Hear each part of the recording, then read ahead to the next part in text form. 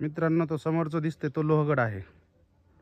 हे लोहगडावर लोहगड दिसतोय आणि मी विसापूर किल्ल्यावरून त्याला झूम करून शूट करतोय.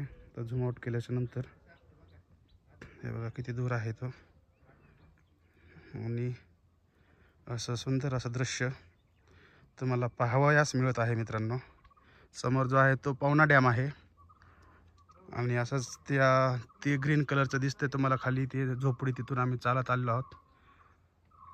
तिथे आम्ही नाश्ता केला, पोहे खाल्ले आणि तसंच चालत अशा या रस्त्यानं, एवढ्या खूप सुंदर अशा रस्त्यानं, दगडी रस्ता म्हणलं तरी काही हरकत नाही याला, अशा दगडी रस्त्यानं आम्ही चालत वरपर्यंत आलेलो आहोत.